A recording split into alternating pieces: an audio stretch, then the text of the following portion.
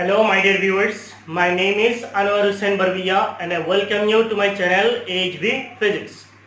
We are studying mathematical tools in class 11 physics, and for mathematical tools we have already gone for 8 lectures from lecture 1 to lecture 8. So आप लोगों में से जो लोग नए हो मेरा चैनल पे, आप लोग प्लेलिस्ट पे जाना, प्लेलिस्ट पे जाके एक आपको टैग मिलेगा दैट इज मैथमेटिकल टूल्स, उसको आप क्लिक करना तो आपको पूरा वीडियोस मिल जाएगा। ठीक है, क्योंकि मैं 11 और 12 का वीडियोस बना रहा हूँ तो एक साथ ऐसे कोलैप्स हो सकता है, तो इसलिए आप वहाँ पे जाके मैथमेटिकल टूल्स चेक करना, वहाँ पे आपको मिल जाएगा पूरा वीडियोस 8 वीडियोस। ठीक है, और ये जो है इट इज 9th लेक्चर है, so this is the 9th lecture. तो आज का जो हमारा क्लास है इसके अंदर हम लोग पढ़ेंगे area under A curve and definite integration. Area under A curve and definite integration. ठीक है, तो इसको पढ़ने के लिए सबसे पहले अगर आप यहाँ पे देखेंगे तो ये आपका मैथमेटिक्स है और इसको यूज करके ये मैथमेटिक्स का कहानी है। ठीक है, तो हमें तो ये मैथमेटिक्स पढ़ना है क्योंकि हमें इस मैथमेटिक्स को फिजिक्स में यूज करना है। ठीक है, तो मैं आपको फिजिक्स का एक एग्जांपल लेता हूँ, इससे आपको क्लियर हो जाएगा कि हम लोग ये सब चीज पढ़ते क्यों है। Now if you consider that force, what is force, आपको मैंने क्लास 9th पे पढ़ा है force. What is force? Force is the product,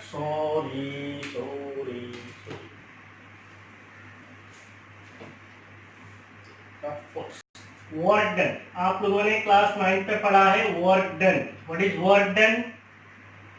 Work done is the product of force and displacement. Force multiplied by displacement. Displacement will give us work done. Force multiplied by displacement gives us work done. मान लीजिए कहीं पे अगर आपका force दिया हुआ है, that force is 5 Newton और डिस्प्लेसमेंट दिया हुआ है, मान लीजिए कोई एक ऑब्जेक्ट, मान लीजिए यहाँ पे कोई एक बॉल है, कुछ भी है, एक ऑब्जेक्ट है, ये यहाँ से शुरू करता है और कहाँ पे जाता है, यहाँ पे जाता है फाइनली। इनिशियल पोजीशन कौन सा है? ये हो गया इनिशियल पोजीशन और ये हो गया फाइनल पोजीशन। तो आप जब भी मेरा लेक्चर्स को अटेंड करते हो, मैं जब तक आपको ना बोलूं लिखने के लिए तब तक आप लोग नहीं लिखना। ठीक है, तो मैं आपको समझा रहा हूँ, पहली चीज को समझ लीजिए, फिर आपको मैं टाइम दूंगा, बोलूंगा लिखने के लिए, तब आप लिख सकते हैं।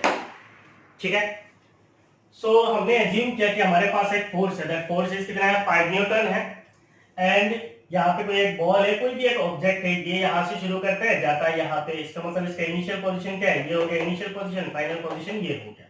अब इसके बीच में जो डिस्टेंस है, say that distance is x, और ये अगर स्ट्रेट लाइन में जाएगा तो डिस्टेंस और डिस्प्लेसमेंट क्या होगा? इक्वल होगा, because displacement is the shortest distance between initial position and final position. तो इसका डिस्प्लेसमेंट होगा, मान लीजिए the displacement between them is 5 metre. So what is the work done? So basically आपका वर्क डन क्या है? It is the product of force and displacement, it is 5 multiplied by 5, it is 25। Work done SI unit is joule, that means the work done is 25 joule. ठीक है, तो ऐसा आप लोगों ने पढ़ लिया है। Now if you define the work done, this work done is, अगर फोर्स को हम लोग रिप्रेजेंट करते हैं F से और डिस्प्लेसमेंट को अगर हम लोग रिप्रेजेंट करते हैं x से, so it will be Fx। So ये जो वर्क डन है, this work done is for constant force, this work done is for constant force.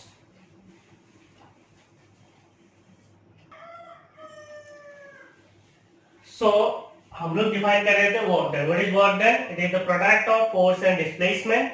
So work done अगर हम लोग रिप्रेजेंट करते हैं W से, फोर्स अगर रिप्रेजेंट करते हैं F से, डिस्प्लेसमेंट को अगर रिप्रेजेंट करते हैं x से, तो हमें वर्क डन क्या मिलेगा? वर्क डन मिलेगा, वर्क डन इज Fx।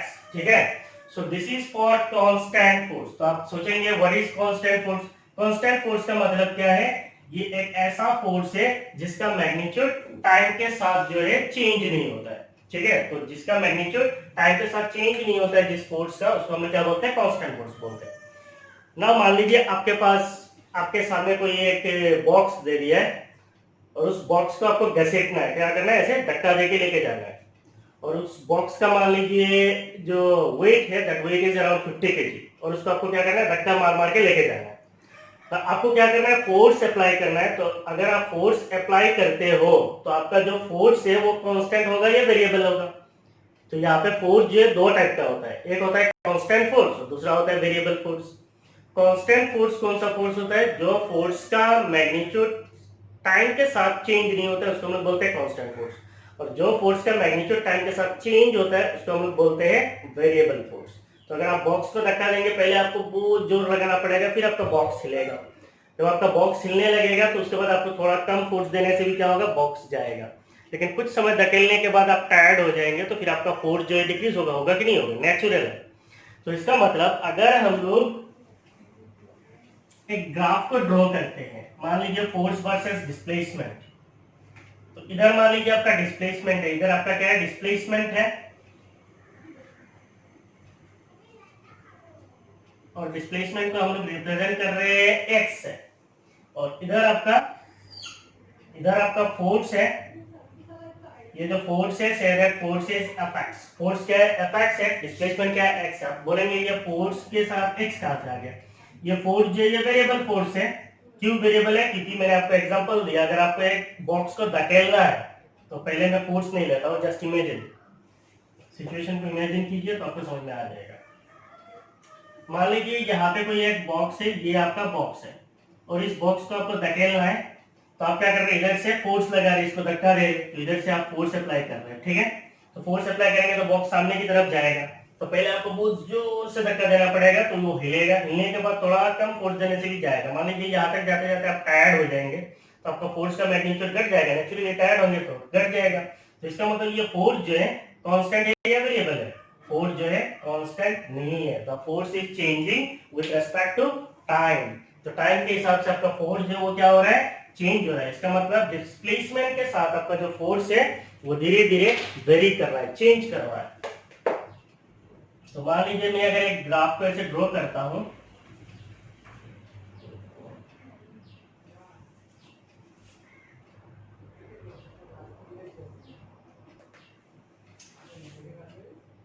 ये मान लीजिए कोई एक कर्व है, ठीक है। So what is this curve? This curve is representing the variable force. ये जो curve है ये क्या रिप्रेजेंट कर रहा है? वेरिएबल फोर्स रिप्रेजेंट कर रहा है। तो इधर आपका फोर्स क्या है? This force is F of x, और इधर आपका क्या है? डिस्प्लेसमेंट है, द डिस्प्लेसमेंट इज एक्स। तो ये एफ एक्स का मतलब क्या है? मींस ये जो फोर्स है, इधर देखिए, हर एक डिस्प्लेसमेंट के साथ जो आपका फोर्स है वो फोर्स चेंज हो रहा है कि नहीं हो रहा है? यहाँ पे कुछ फोर्स है, यहाँ पे कुछ फोर्स है, यहाँ पे कुछ फोर्स है, यहाँ पे कुछ फोर्स है, यहाँ पे कुछ फोर्स है। इसका मतलब ये फोर्स जो है टाइम के साथ चेंज हो रहा है।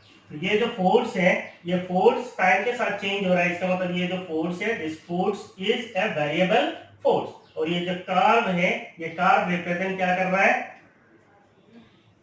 Force, that is F of x.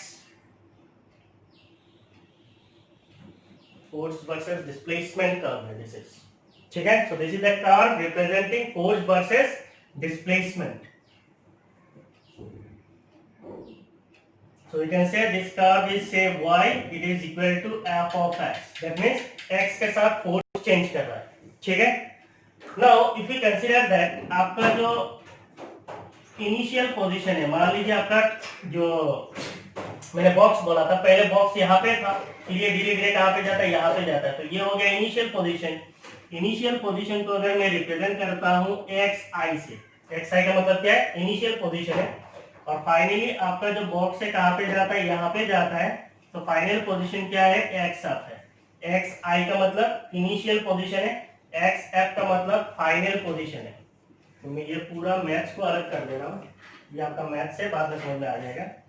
तो यहाँ पे एक्स आई क्या है? X I is representing initial position, x F जो है it is representing final position, x F is representing the final position. F of x क्या रिप्रेजेंट कर रहा है? It is a variable force, it is a variable force. और x क्या represent कर रहा है? x रिप्रेजेंट कर रहा है displacement, x is representing the displacement, ठीक है। तो आपको टर्म भी पता होना चाहिए। नाउ अगर मैं बोलता हूं for variable force, for variable force, so what will be the work done? ना अगर मान लीजिए आपका फोर्स ऐसे कांस्टेंट होता है, ऐसे मान लीजिए इधर x है और इधर आपका फोर्स है, फोर्स कांस्टेंट है और इधर डिस्प्लेसमेंट है, तो आपका ग्राफ कैसे होता है? एकदम सीधा होता। फोर्स वर्सेस डिस्प्लेसमेंट का कैसे होगा? सीधा होगा। क्यों? क्योंकि फोर्स चेंज नहीं हो रहा है डिस्प्लेसमेंट के साथ, तो इसका मतलब सीधा होगा। अगर मैं बोलता हूँ यहाँ आपका इनिशियल पोजीशन है और यहाँ आपका फाइनल पोजीशन है, इसके बीच में आपको क्या निकालना है? वर्क डन निकालना है। इसके बीच में क्या निकालना है? Work done.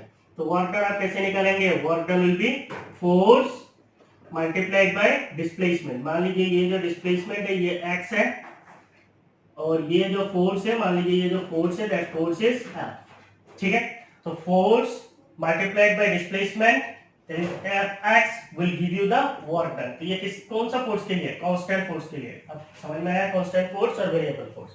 This is for constant force, this is for variable force. Force अगर कांस्टेंट होगा then work done is directly the product of force and displacement. अगर फोर्स वेरिएबल होगा तो आपका वर्क डन ऐसे आप निकाल सकते हैं? नहीं निकाल सकते। नाउ ये जो कर्व है इसको अगर आप ऐसे छोटे छोटे इंटरवल में डिवाइड कर लेंगे, तो मैं ऐसे एक छोटा सा इंटरवल ले रहा हूँ, ये क्या है? छोटा सा इंटरवल है। मींस ये छोटा सा एक डिस्प्लेसमेंट मैंने कंसीडर किया। ये जो छोटा displacement, what is this small displacement? ये जो स्मॉल डिस्प्लेसमेंट है डेल एक्स, डेल का मतलब चेंज है, डेल एक्स का मतलब क्या है? Small change in x. तो ऐसे अगर मान लीजिए छोटा छोटा del x del x del x del x del x del x ऐसा करके अगर आप छोटा कर देते हो तब आपका कार क्या हो जाएगा? ऑलमोस्ट सीधा हो जाएगा। या फिर आपको सीधा नहीं दिख रहा है तब आपका कार वैसे सीधा हो जाएगा, है कि नहीं है? तो तब आप क्या कर सकते हैं? इसका वर्क डन निकाल सकते हैं। निकाल सकते हैं? नहीं निकाल सकते हैं? इसका वर्क डन क्या होगा? Force multiplied by distance, force multiplied by displacement. So work done यहाँ पे छोटा सा और वेरिएबल फोर्स देखे,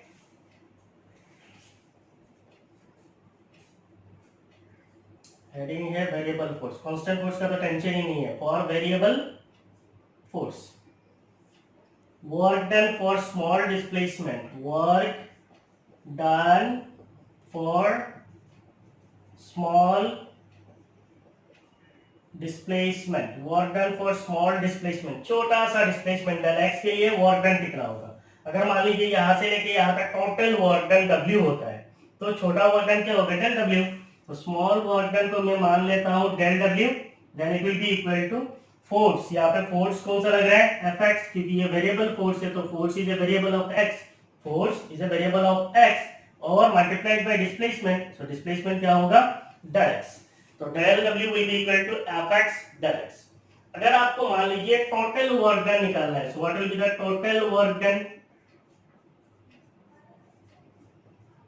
ना एक चीज आप याद रखिए, यहाँ पे जो वर्क डन है it is force multiplied by displacement है। Force is a vector quantity, displacement is a vector quantity. तो जब आपको वेक्टर में पढ़ाऊंगा तब आपको ये वेक्टर का कांसेप्ट दूंगा। अभी मैं यहाँ पे वेक्टर इंक्लूड नहीं कर रहा हूँ, ठीक है? तो यहाँ पे एंगल वगैरह का कोई कहानी नहीं आएगा, कुछ नहीं आएगा, because we are not inducing vector here. Just मैं आपको समझा दे रहा हूँ मैथमेटिकली, उस चीज को समझाने के लिए एक एग्जांपल लिया है फिजिक्स से। शुरू करते हैं यहाँ से। Work done product of force and displacement. अगर फोर्स मेरा F है, डिस्प्लेसमेंट x है, तो सीधा आपको निकल जाएगा वर्क डन इज Fx। अगर फोर्स वेरिएबल है, वेरिएबल फोर्स का मतलब क्या है? आप इधर से देखेंगे तो आपका फोर्स जो है चेंज हो रहा है, that is force is a variable. So work done for small displacement, छोटा सा एक डिस्प्लेसमेंट के लिए वर्क डन कितना होगा? It is the product of force and displacement, displacement is del x। सो अगर मैं बोलता हूं total work done, so total work done will be W, it will be equal to, क्या हम ऐसे समेशन लिख सकते हैं? we can write summation, summation xi to xf, summation xi to xf means हम लोग वर्क डन कहां से निकालेंगे? इनिशियल से लेकर फाइनल के बीच में टोटल वर्क डन यहां से शुरू करेंगे और यहां तक निकालेंगे, तो xi से लेकर xf तक। तो आपका क्या आएगा? Summation from xi to xf। उसके बाद क्या आएगा? ये डेल w, डेल w का वर्क डन कितना है? fx है, Fx del x। तो आप एक चीज याद रखना है, ये एग्जैक्टली तो एग्जैक्टली नहीं है, तो इसीलिए यहाँ पे क्या है? ये अप्रोक्सीमेटली इक्वल है, 100% इक्वल कभी नहीं है, इट इज अप्रोक्सीमेटली इक्वल है। क्योंकि यहाँ पे देखिए, अगर आप कार को देखेंगे तो हम लोग जब ये वर्क डन निकाल रहे हैं तो कौन सा एरिया आ रहा है? ये एरिया आ रहा है कि नहीं है? लेकिन ये जो छोटा सा एरिया है इसको हम लोग नेग्लेक्ट कर रहे हैं, तो इसको अगर हम लोग और छोटा करेंगे तो और ये एरिया और नेग्लेक्ट होगा, तो इसीलिए डेल एक्स को छोटा छोटा मींस फिजिक्स का बहुत छोटा है, ठीक है। So we can represent the work done as summation xi to xf f of x dx for del x tends to 0, for del x tends to 0, इसका मतलब ये जो del x है इसको हमें क्या करना है, छोटा करना है, इतना छोटा करना है कि वो 0 के बराबर हो जाए, मींस 0 तो नहीं होना चाहिए, 0 से थोड़ा थोड़ा बड़ा, ठीक है। तो del x को छोटा कर देना है, इसीलिए लिखा है for del x tends to 0। अगर हम लोग बोलेंगे then what will be the work done, work done can be written as limit या फिर कंडीशन डाल दे del x tends to 0, limit del x tends to 0, यहाँ पे क्या आएगा समेशन xi से लेके xf तक, ये क्या है fx समेशन है, तो इधर क्या है del x, ये ऊपर चढ़ गया है, कितना ख्याल रखूंगा।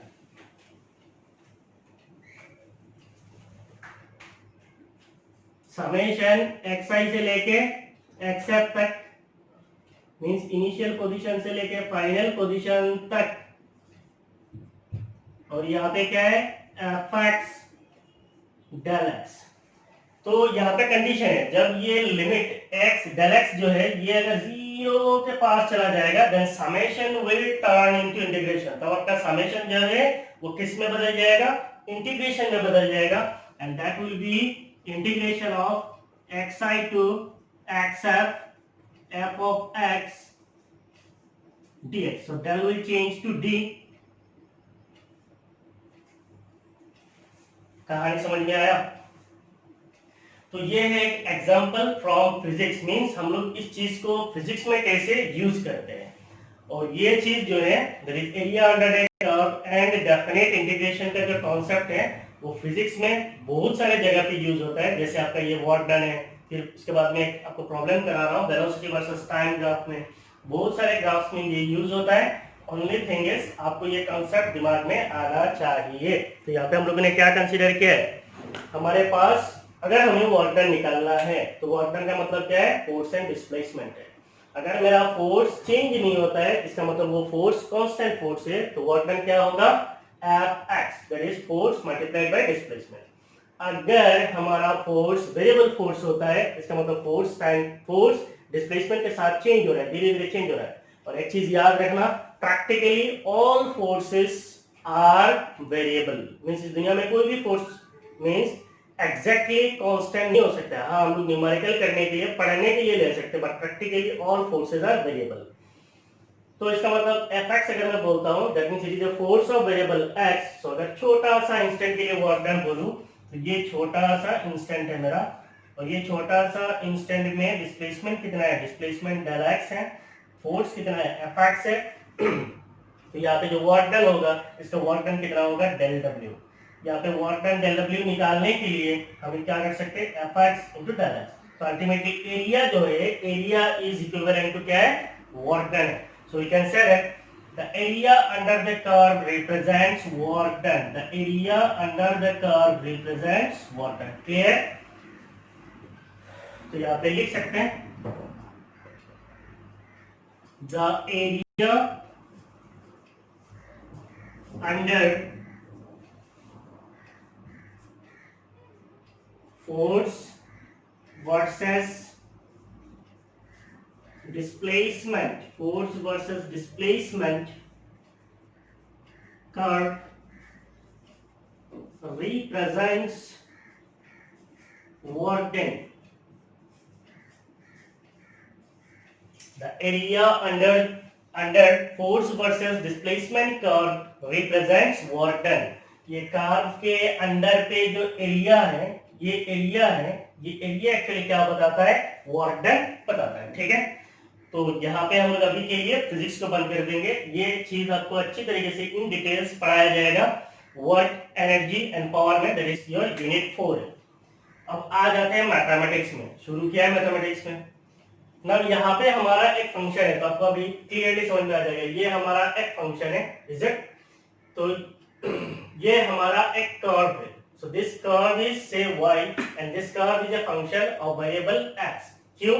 क्योंकि यहाँ पे जो मेरा x है वो x जो है चेंज हो रहा है या नहीं? ये जो x है इसके साथ हमारा फोर्स क्या हो रहा है? चेंज हो रहा है।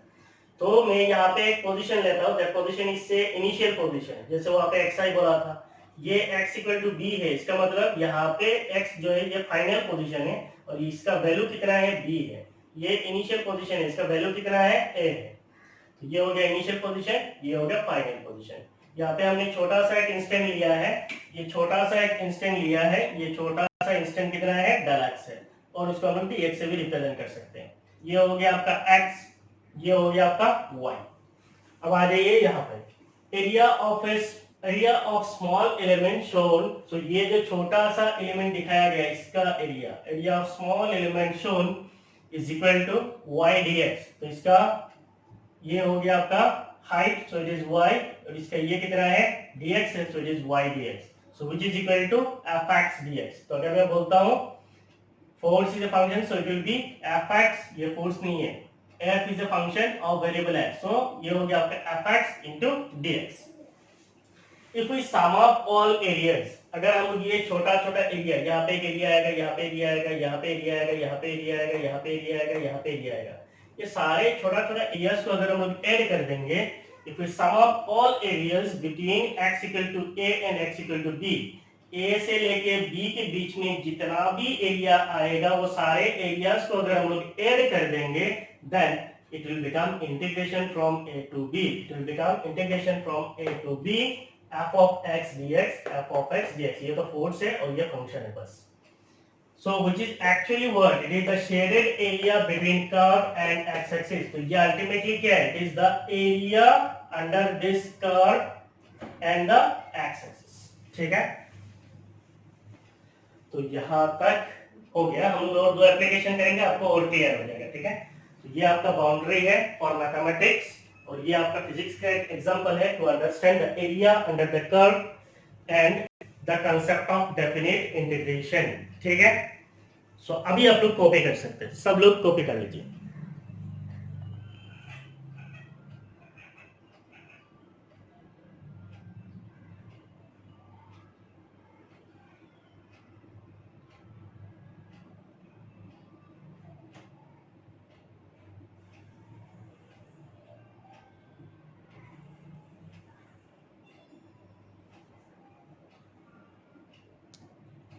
कॉपी कर लिए?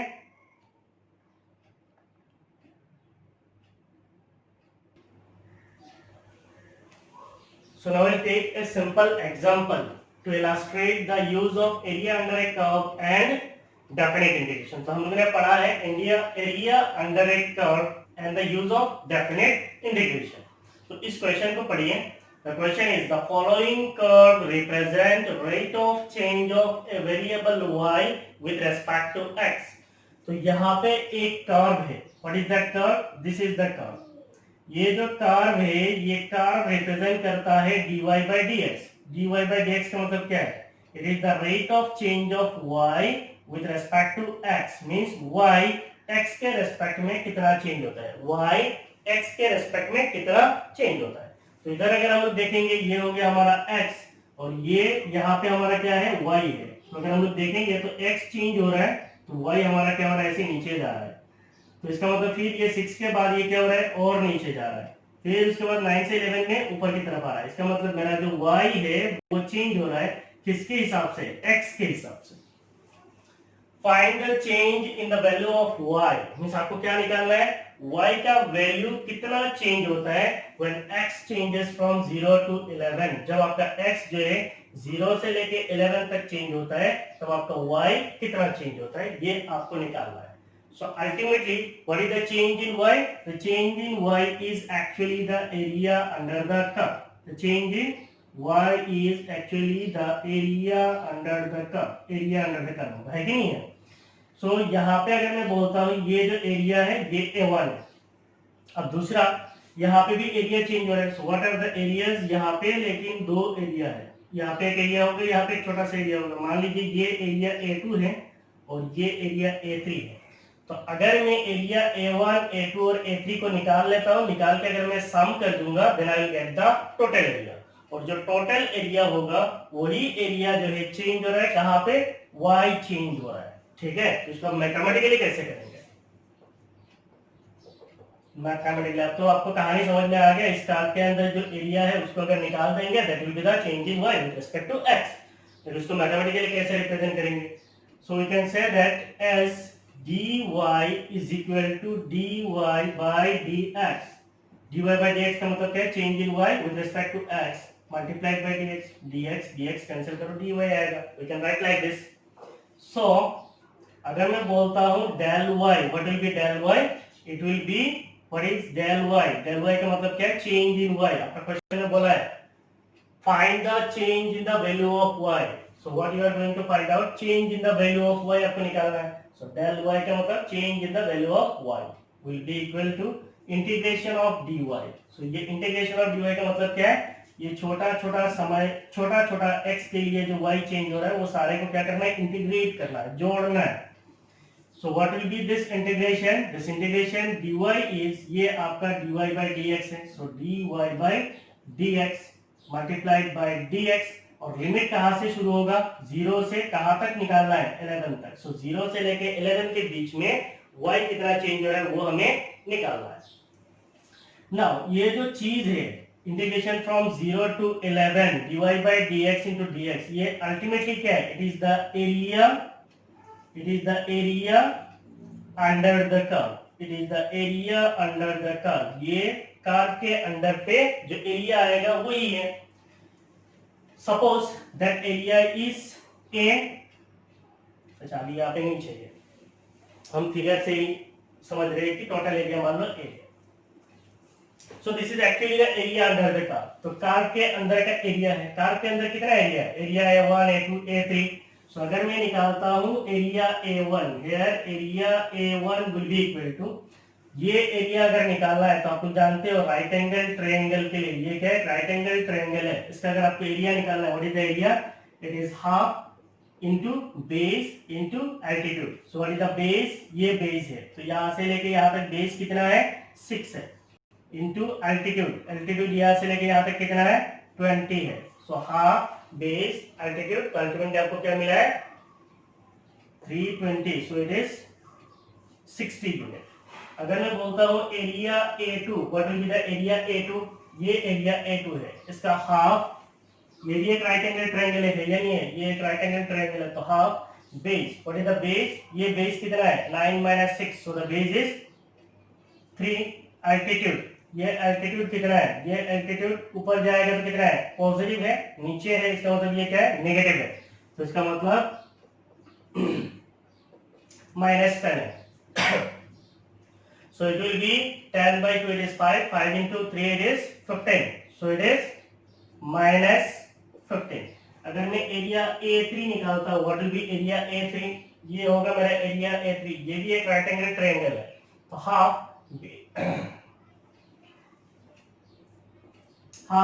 बेस, बेस कितना होगा, ये होगा बेस, ये बेस कितना है, 11 - 9, so it is 2।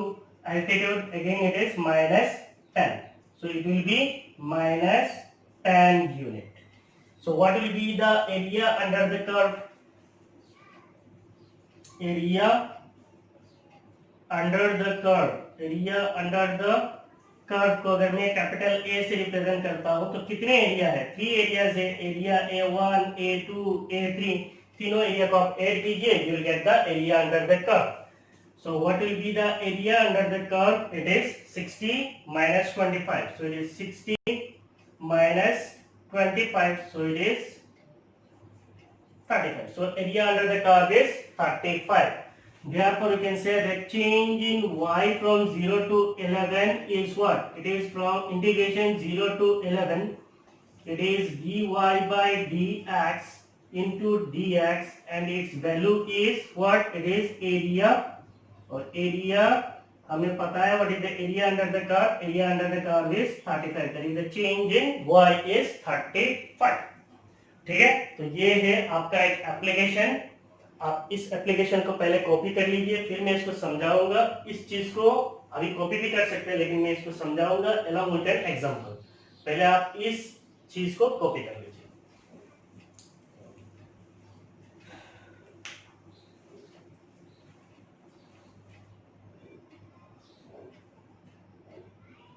हो गया।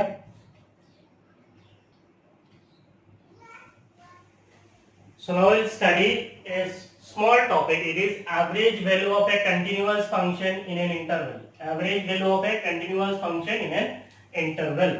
So average value of a function y equal to f of x. So if we consider that we have a function, that function is y, it is equal to f of x. That means this function is a variable of x over an interval. Interval is from a, x, b. इसका मतलब x is greater than or equal to b. x is greater than or equal to a means a या फिर a से बड़ा, x is less than or equal to b, इसका मतलब x जो है b या फिर b से छोटा। तो x जो है a या फिर a से बड़ा और x जो है b या फिर b से छोटा, तो x मींस a और b के बीच में होगा इस गिवन बाय। तो हमारा फंक्शन क्या है, हमारा फंक्शन है y इक्वल टू fx, तो इसका एवरेज क्या है y average, so it is representing the average of function will be equal to, हमें क्या करना है integration of y dx means integration of f of x dx, y dx means f of x dx from a to b। So ये upper lower limit, ये आपका upper limit, अपन integration of dx, तो यहाँ पे क्या है x variable है तो dx को हम लोग इंटीग्रेट करेंगे कहां से कहां तक, a से लेके b तक, will be equal to integration of dx करेंगे तो कितना आएगा, integration of dx is x from a to b, इसका मतलब क्या आएगा अपर limit minus lower limit, so it is b minus a। तो नीचे क्या आएगा b माइनस a और ऊपर क्या है integration of a to b y dx। ठीक है, तो ये एक फॉर्मूला है, सुंदर करके लिखिए और इसका बहुत सारा एप्लीकेशन है फिजिक्स में, हम छोटा छोटा अभी एग्जांपल लेके इसको पढ़ेंगे। तो इसका एक एग्जांपल मैंने यहाँ पे लिया है, the velocity time graph of a car means there is a car and it is moving along a straight line. वो कार जो है स्ट्रेट लाइन पे मूव कर रहा है और हमारे पास एक कर्व है, this curve is representing the velocity versus time. तो इधर हमारा वेलोसिटी है, इधर हमारा टाइम है, तो ये एक कर्व है, ये कर्व कौन सा कर्व है, वेलोसिटी अपन टाइम का कर्व है, तो ये एक कर्व है। फाइंड द एवरेज वेलोसिटी, हमें क्या करना है एवरेज वेलोसिटी निकालना है of the car in the first 25 second, पहला 25 सेकंड्स पे 0 से लेकर 25 सेकंड्स पे जो एवरेज वेलोसिटी होगा वो हमें निकालना है ना। सबसे पहला चीज है वेलोसिटी, तो मुझे लगता है कि किसी को कोई डाउट ही नहीं है what is velocity. Velocity is defined as displacement upon time. Velocity is defined as the displacement upon time. Velocity को अगर मैं v से रिप्रेजेंट करता हूं तो अगर डिफरेंशियल में बोलेंगे that is rate of change of displacement. Rate of change of displacement का मतलब क्या है, the change in displacement per unit time. Displacement कितना चेंज होता है टाइम के साथ, उसको हम क्या बोलते हैं वेलोसिटी बोलते हैं। तो इसका मतलब आपको वेलोसिटी पता है। नाउ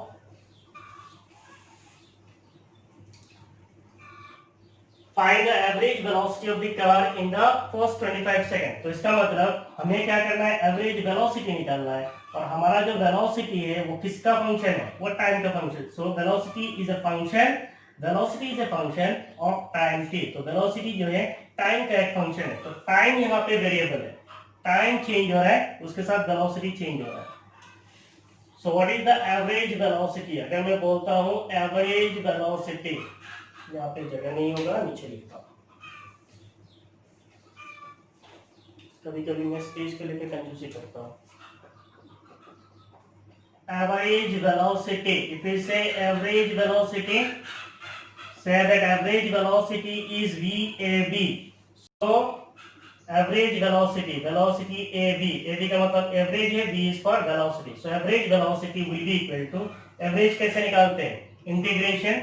सो यहाँ पे ये integration from lower limit to upper limit, lower limit क्या है 0 है, अपर लिमिट क्या है 25 है।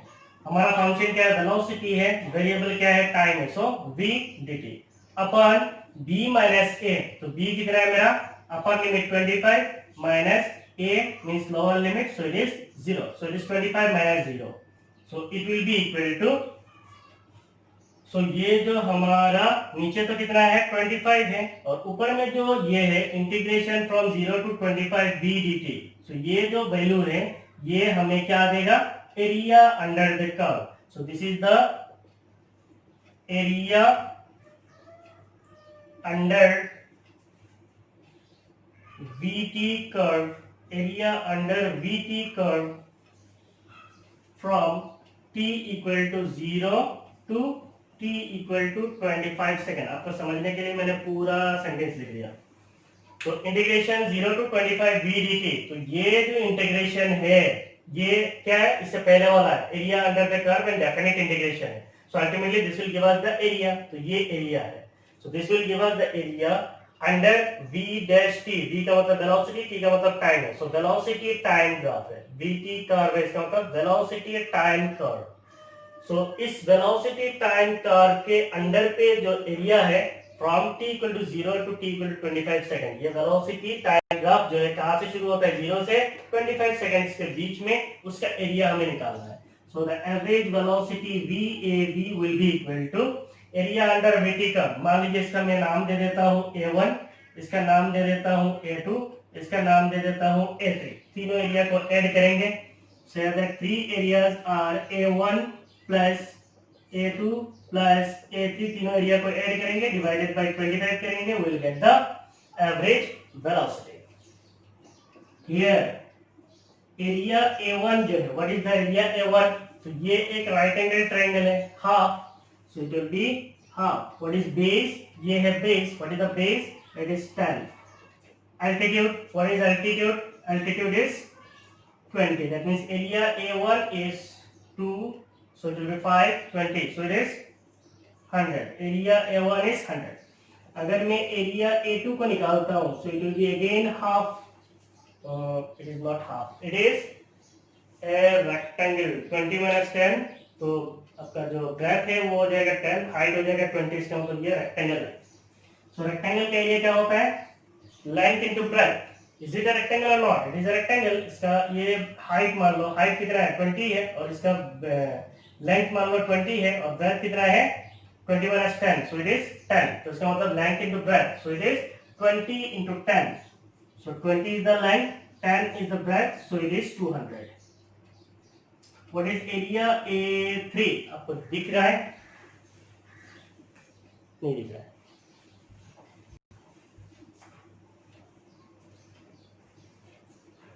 एरिया A3 अगर मैं बोलूंगा, what will be the area A3? ये हो गया हमारा area A3। It is again half base, what is base? 25 minus 20, it is 5 into altitude, it is 20, so it is 10 into 5, so it is how much? It is 50. ठीक है?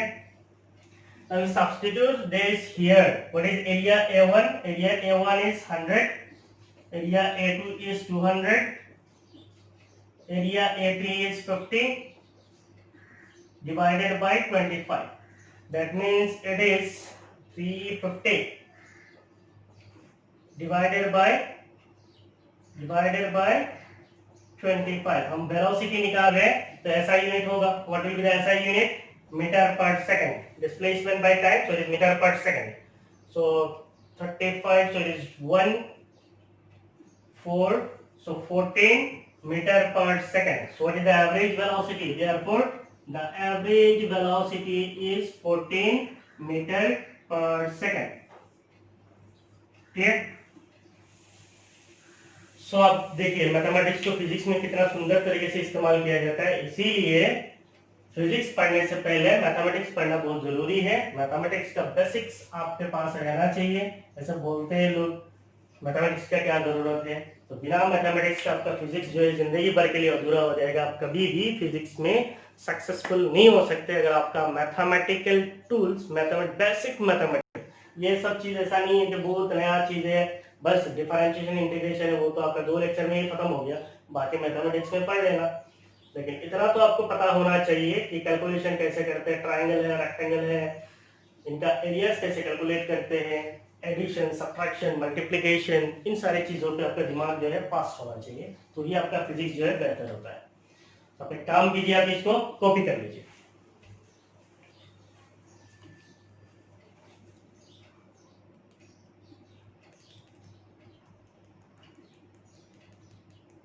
हो गया? So now we will solve two problems on average value of a continuous function in a interval. तो अभी हम लोगों ने पढ़ा है, इसके ऊपर एक एप्लीकेशन किया है। सो मान लीजिए ये सेकंड है, ये फोर्थ, कैसे होगा, मान लो ये थर्ड। सो ये हमारा क्वेश्चन है, determine the average value of y is equal to 2x plus 3। So y is a function of x, x अगर मैं चेंज करूंगा y चेंज हो जाएगा, इसका मतलब y is a function of x in the interval 0 less than equal to x less 0 less than equal to x less than equal to 1 means x 0 और 1 के बीच में होगा। इसका मतलब ये लोअर लिमिट है, ये अपर लिमिट है। हमें क्या करना है, इस फंक्शन का एवरेज वैल्यू निकालना है। सो इसको हम कैसे करेंगे? So what is our given function? We are given y is equal to 2x plus 3. So this is our given function. So what will be the average of y? Average of y is y average. It is equal to, अभी हम लोगों ने formula पढ़ा है, it is definite integration from lower limit to upper limit. Lower limit मेरा कितना है, 0 है, upper limit मेरा कितना है, 1 है. So the lower limit is 0, upper limit is 1. यहाँ पे कितना है, 2x plus 3. So ये हो गया हमारा फंक्शन f of x. इसके साथ क्या आएगा, dx अपन और divided by upper limit minus lower limit, that is 1 minus 0. So it will be equal to 1 minus 0 is 1. तो ऊपर में क्या है, ऊपर का फंक्शन ही रहेगा। इसका मतलब इंटीग्रेशन क्या हो जाएगा, 0 to 1। यहाँ पे क्या है, 2x plus 3 और इधर क्या है, dx है। अब यहाँ पे दो टर्म है, इसको अलग अलग कर सकते हैं, इसको अलग अलग कर दो। Integration 0 to 1 2x dx plus integration 0 to 1 3 dx। So it will be equal to 2 constant है, बाहर आ जाएगा। So 2 आपका बाहर आ गया, अंदर में क्या रहेगा, integration of x dx, limit कितना है, 0 to 1 plus 3 integration of dx, limit 0 to 1। So ये कितना होगा, 2 इंटीग्रेशन ऑफ x dx कितना होता है, it is x square by 2, limit is from 0 to 1 plus 3 integration of dx is x, limit is from 0 to 1। तो यहाँ पे कितना होगा, 2 x के जगह पे upper limit so 1। So ultimately आपको क्या मिलेगा, 1/2 minus lower limit, what is lower limit, 0। So 0 square by 2, so it is 0, so it is 0 plus 3 integration of x के जगह पे कितना आएगा, 1 माइनस लोअर लिमिट कितना है, 0 है। अल्टीमेटली आपको कितना मिलेगा, 2/2, सो इट इज 1 प्लस 3, सो आपको कितना मिल रहा है, 4। That is the average of this function is what? Average of function is 4. ठीक है, बिल्कुल आसान है। तो मैंने तोड़ तोड़ के बोला था कि आपको घुस जाए। Next question is find the average value of alternating current. आपको क्या करना है, अल्टरनेटिंग करंट का एवरेज वैल्यू निकालना है। तो आपको यहाँ पे कुछ लोग सोचेंगे, सर ये अल्टरनेटिंग करंट है। अल्टरनेटिंग करंट कुछ नहीं है, करंट जो है दो टाइप का होता है, खाली सुन लो, ये लिखना उतना नहीं है, ठीक है। करंट दो टाइप का होता है, एक होता है डायरेक्ट करंट और दूसरा होता है अल्टरनेटिंग करंट। सुनो, लिखना बिल्कुल नहीं है। अल्टरनेटिंग करंट क्लास 12 में जाके पढ़ोगे, इन डिटेल अच्छी तरीके से पढ़ोगे, अगर खाली सुन लो। डायरेक्ट करंट क्या होता है, वो ऐसा एक करंट होता है, मान लो इधर हमारा करंट है और इधर हमारा क्या है, टाइम है। डायरेक्ट करंट ऐसा एक करंट है जिसका मैग्नीट्यूड कांस्टेंट रहता है टाइम के साथ, उसका मतलब होता है डायरेक्ट करंट बोलते हैं। मींस ये स्टेडी करंट है। डायरेक्ट करंट का मतलब क्या है, स्टेडी है, जिसका वैल्यू चेंज नहीं होता है। और अगर हम अल्टरनेटिंग करंट बोलेंगे तो अल्टरनेटिंग करंट क्या होता है, ऐसा होता है। बोलेंगे ये कौन सा करंट है, ये अल्टरनेटिंग करंट है। मान लो इधर आई है, इधर टाइम है, तो करंट वर्सेस टाइम। अगर आप देखेंगे टाइम, अगर हम लोग देखेंगे तो 0 से अगर टाइम शुरू होता है, 0 से लेके यहाँ पे आपका टाइम चेंज हो रहा है, टाइम के साथ आपका करंट कैसे जा रहा है, ऐसे जा रहा है, फिर ऐसे जा रहा है, फिर ऐसे जा रहा है। तो इसका मतलब करंट एक बार पॉजिटिव होता है, एक बार नेगेटिव होता है। ऊपर पॉजिटिव है, नीचे नेगेटिव। करंट एक बार पॉजिटिव, एक बार नेगेटिव।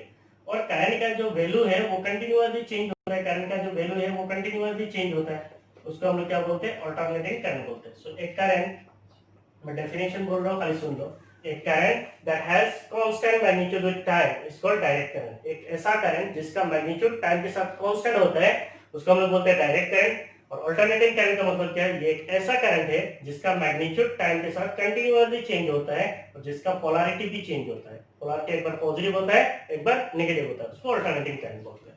और ये जो इक्वेशन है I = I0 sin omega t, ये अल्टरनेटिंग करंट का करंट का मैथमेटिकल फॉर्म है। तो यहाँ पे अगर मैं बोलता हूँ ये जो करंट है, इससे बड़ा कोई करंट है क्या? इधर देखो, इधर गया, ये सबसे बड़ा करंट है। ये सबसे बड़ा करंट जो इसको डिनोट किया जाता है आई नॉट से। सबसे बड़ा करंट को किससे डिनोट किया जाता है? आई नॉट से। और इसको कहा जाता है peak current. I naught is called peak current, means इससे बड़ा करंट नहीं होता है। So I is current, it is a function. किसका फंक्शन है? टाइम का फंक्शन है। टाइम का फंक्शन क्यों है? क्योंकि टाइम चेंज होगा तो आई चेंज होगा, टाइम चेंज होगा तो आई चेंज होगा। तो इसका मतलब current is a function of time T. बस इतना हो गया, काफी है। मैं इरेज कर रहा हूं, आपको नहीं लिखना है।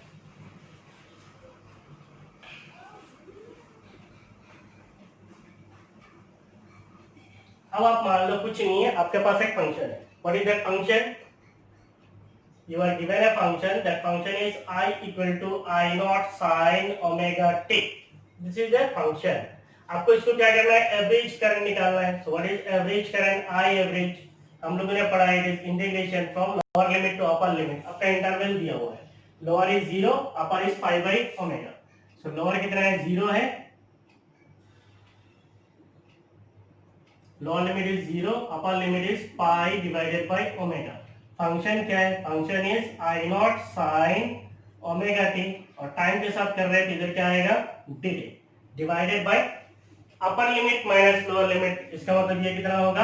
पाई by omega minus 0, upper limit minus lower limit. यहाँ से आपको कितना मिलेगा? पाई बाई ओमेगा। तो ये इधर जाएगा तो क्या हो जाएगा? ओमेगा बाई पाई हो जाएगा, उल्टा हो जाएगा। और ये आई नॉट है, आई नॉट जो है कांस्टेंट है, पीक करंट है, इट इज कांस्टेंट। तो इसका इंटीग्रेशन नहीं होगा, तो ये भी बाहर आ जाएगा। इंटीग्रेशन के अंदर अब क्या रहेगा? 0 से लेके पाई बाई ओमेगा, और अंदर क्या है? Sign omega T dt। क्या है? Sign omega T dt। Now I average will be equal to integration 0 to pi by omega I naught sin omega t dt by upper limit minus lower limit. So it will be omega by pi I naught integration 0 to pi by omega sin omega t dt. Now, what is integration of sin x? Integration of sin x is minus cos x. आप लोगों ने पढ़ा है, कोई problem नहीं है। अगर मैं बोलता हूँ integration of sine omega T, तो आप लोग बोलेंगे क्या होगा? Sir minus cos omega T होगा। लेकिन एक चीज याद रखना, यहाँ पे x था तो यहाँ पे आपको x आया, यहाँ पे ओमेगा टी है तो यहाँ पे ओमेगा टी आया। लेकिन इंटीग्रेशन में यहाँ पे खाली अगर t होता तो क्या होता? यहाँ पे एक लाइन डाल रहा हूँ, इसका मीनिंग क्या आपको पता चल जाएगा। यहाँ पे अगर खाली t होता, इंटीग्रेशन ऑफ साइन t, तो यहाँ पे आपको मिलता है cos t। लेकिन यहाँ पे साइन ओमेगा t है, तो ये वेरिएबल के साथ एक कांस्टेंट भी है। तब आपको क्या करना पड़ता है? तब इस तरह हो जाता है, तो it will become minus cos omega t, और फिर से डिफरेंशिएट करना पड़ता है d dt ऑफ ये जो ओमेगा t है, इसको फिर से आपको डिफरेंशिएट करना होता है। ठीक है, तो ये रूल है।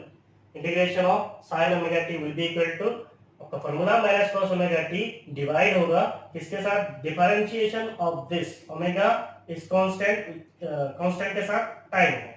तो कांस्टेंट के साथ जब वेरिएबल आता है तब उसको डिफरेंशिएट, डिवाइड करना पड़ता है डिफरेंशिएट करके। So it will be equal to minus cos omega t divided by omega constant है, बाहर आ जाएगा, अंदर क्या होगा? D dt of t. D dt of t कितना है? 1 है। इसका मतलब आपको मिलेगा minus cos omega t divided by omega. So this is the integration of sin omega t, और इसको मैं वहां पे यूज करूंगा सीधा। ऐसे बहुत सारे एप्लीकेशंस आगे आएगा, जब आएगा आपको बता देंगे। ठीक है, बस इतना याद रख लो। वेरिएबल के साथ जब कांस्टेंट आता है तो उसको फिर से डिफरेंशिएट करके डिवाइड करना पड़ता है इंटीग्रेशन में, और अगर वो डिफरेंशिएशन होता है तो वहां पे मल्टीप्लाई करना पड़ता है। अभी नहीं बोलेंगे, कंफ्यूज हो जाओगे। सो it will be omega divided by pi I not. Integration करेंगे इसको तो आपको क्या मिलेगा? इंटीग्रेशन करने से आपको मिलेगा minus cos omega t divided by omega.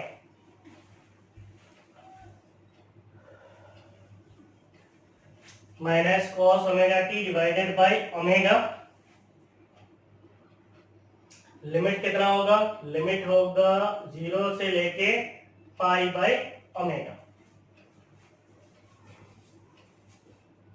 Plus equal to ये ओमेगा जो है इसको नीचे बाहर ला सकते हैं, so it will be omega divided by pi, ये माइनस है इसको भी बाहर ले लेते हैं, इधर कितना होगा आई नॉट, ये नीचे ओमेगा है तो इसको नीचे लेके आ जाते हैं, 1 बाई ओमेगा ब्रैकेट के अंदर रहेगा क्या रहेगा कॉस ओमेगा टी लिमिट 0 से लेके पाई बाई ओमेगा, ये कितना हो जाएगा minus omega divided by pi, अब नहीं रहेगा ओमेगा ओमेगा कैंसिल, रहेगा आपके पास minus I naught divided by pi, minus I naught divided by pi bracket के अंदर होगा cos ओमेगा टी के जगह पे अपर लिमिट, सो ये कितना होगा पाई divided by omega minus cos omega T के जगह पे कितना होगा 0, दैट इज लोअर लिमिट, तो अल्टीमेटली आपको क्या मिल रहा है minus I naught divided by pi, minus I naught divided by पाई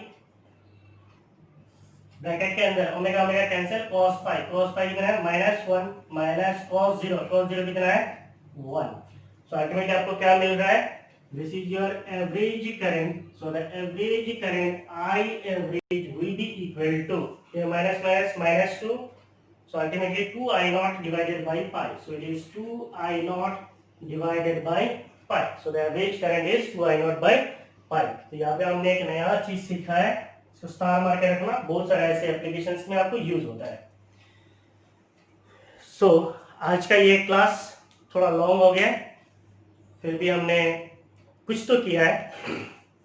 अगर आपको ये क्लास अच्छा लगा है प्लीज लाइक माय वीडियोस, अगर आपने पूरा वीडियो को अच्छी तरीके से देखा है, अगर आपको बिल्कुल सही दिल से अगर अच्छा लगा है आप अपने फ्रेंड्स को शेयर कीजिए, और अगर आप नए हो मेरा चैनल में please subscribe my channel. Thank you, bye bye.